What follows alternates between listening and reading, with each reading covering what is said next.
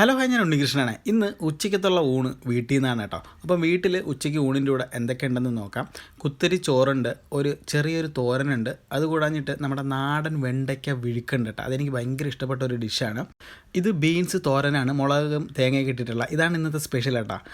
ഇതാണ് പുളിച്ചമ്മന്തി എന്ന് പറയും. പുളിച്ചമ്മന്തി എന്ന് പറഞ്ഞാൽ ചമ്മന്തിയും പുളിയൊക്കെ ഇട്ടിട്ടുള്ള ഒരു ഡിഷാണ്. ഇത് ഒഴിച്ചുകൂട്ടാനാണ്. ഒഴിച്ചുകൂട്ടാൻ തേങ്ങ അരച്ചിട്ടുള്ള ഒഴിച്ചുകൂട്ടാനാണ്. അതിൻ്റെ കൂടെ തൈരും കൂടെ ഉണ്ട് കേട്ടോ. എപ്പോഴും വീട്ടിൽ തൈര് കാണും.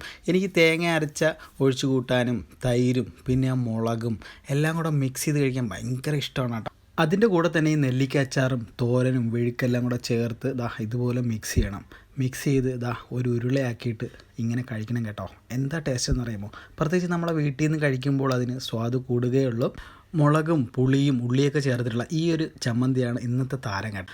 നമ്മൾ പുറത്ത് ഏത് കടയിൽ പോയിട്ട് ഊണ് കഴിച്ചാലും വീട്ടിൽ നിന്ന് കഴിക്കുന്നതിൻ്റെ സ്വാദൊന്ന് വേറെ തന്നെയാണ് കേട്ടോ.